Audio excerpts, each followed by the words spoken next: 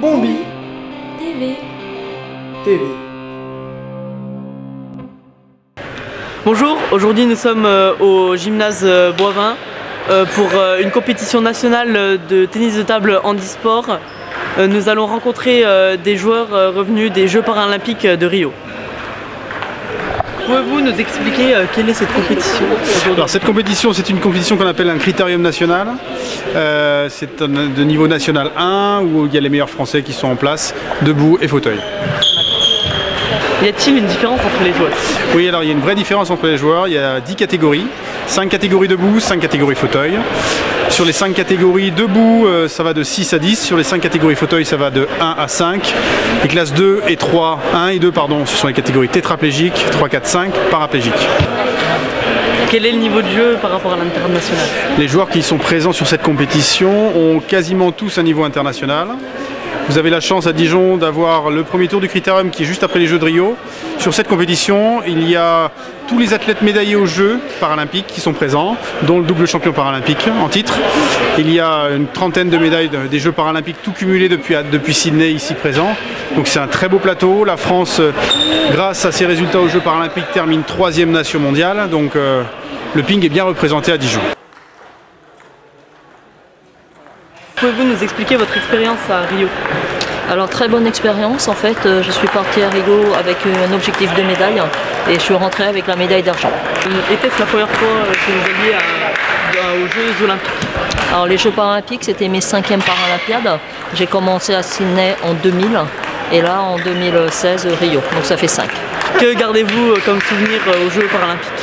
Sur un plan sportif excellent et sur un plan émotionnel et aussi parce que ça donne quand même des sensations et le Brésil, le pays très sympa. Allez-vous prochainement arrêter votre carrière ou continuer? Non, c'est pas du tout d'actualité, là j'essaye de faire les qualifs pour les Jeux de Tokyo en 2020.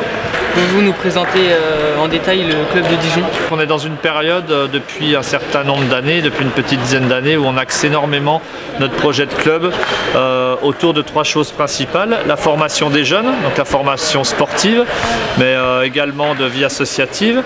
Le deuxième axe, c'est l'accès à tous, pour que ce soit pas que sur le papier, mais aussi en réalité. Donc tout âge, tout niveau, toute pratique, loisirs, compétition, et puis handicap ou pas, toutes sortes de handicaps.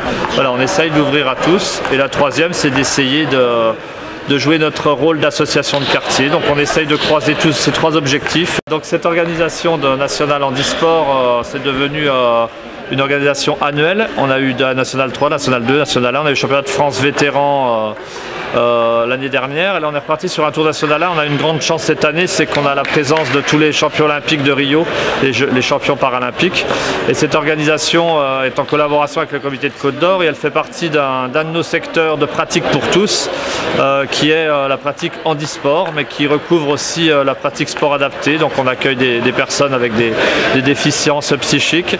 On a une petite championne de très haut niveau en sport adapté, qui est 13e mondiale actuellement, qui est Léa Fernet. Qu'est-ce que tu aimes dans ce sport? Une compétition. T'en fais beaucoup? Oui. Et as-tu déjà gagné des compétitions? Oui. Combien? 2. Quels sont tes titres? J'étais vice-championne d'Europe. Championne de France. Moi, c'est Sébastien, j'ai 33 ans et j'ai été victime d'un accident de la route à l'âge de 16 ans. Depuis quand pratiquez-vous le tennis de table handisport? 1 an et demi. Est-ce que vous trouvez que c'est difficile de faire du tennis de table quand on a un handicap? Non, ça va. Vous vous y habituez? Oui, c'est bon. J'aime beaucoup jouer debout. Donc, et en fait, avec ma jambe droite, là, je me cale sous la table pour éviter de partir en avant. Bonjour. Bonjour. Peux-tu te présenter? Ouais, je m'appelle Salim, j'ai 14 ans et demi et je fais du tennis de table. Depuis combien de temps es-tu dans le club? Ça fait 2 ans et demi à présent. Quel est ton rôle dans la compétition?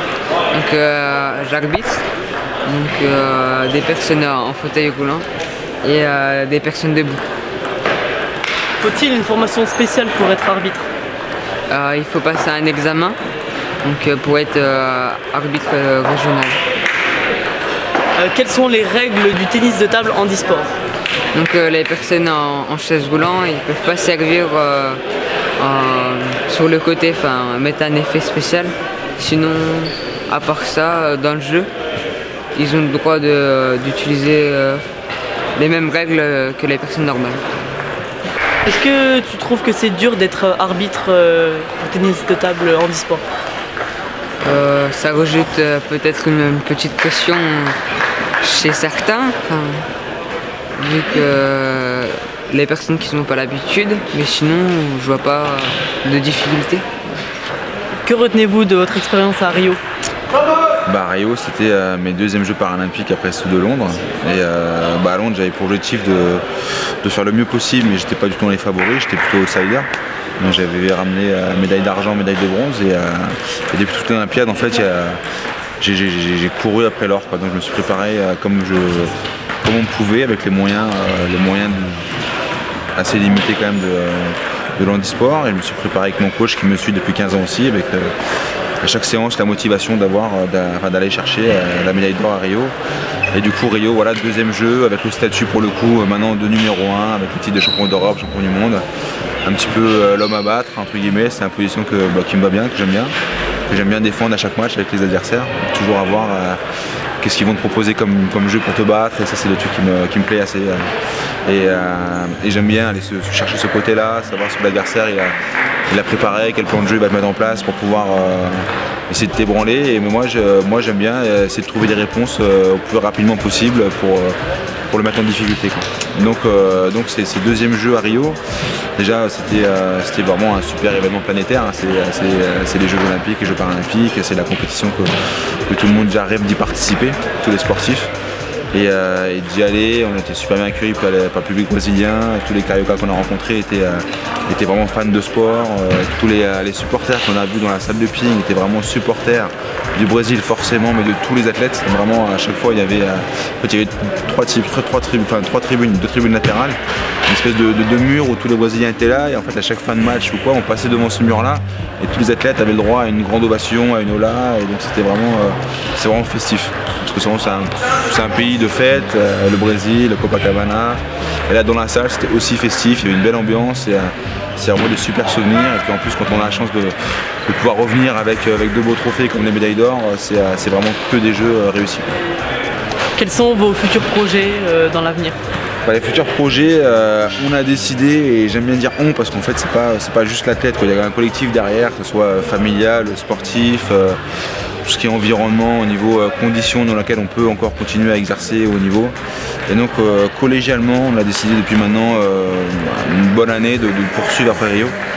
Donc on ne poursuit pas pour 6 mois, 1 an en général, on poursuit pour une Olympiade, donc on repart pour 4 ans. Donc vu que là je repars pour 4 ans, l'objectif va être et sera autant que possible de garder tous les titres qu'on a pu gagner les 3 dernières années. Donc ça va commencer par les Europes, par les mondes, et puis Tokyo dans 4 ans. Donc avant Tokyo, qui est l'objectif final dans 4 ans, parce que c'est les Jeux paralympiques, on a des belles échéances à faire quand même avant, entre les championnats du monde par équipe, individuels, et les championnats d'Europe. Donc autant de compétitions pour passer un super moment avec toute l'équipe, parce qu'on est vraiment une petite famille, on est bien ensemble. Et puis après au niveau personnel de pouvoir y briller, rester numéro 1 au mondial le plus longtemps possible, continuer à gagner toutes les compétitions qui s'offrent à nous, et prendre encore autant de plaisir et donner encore, c'est aussi le plus important, autant de plaisir aux gens qui nous soutiennent.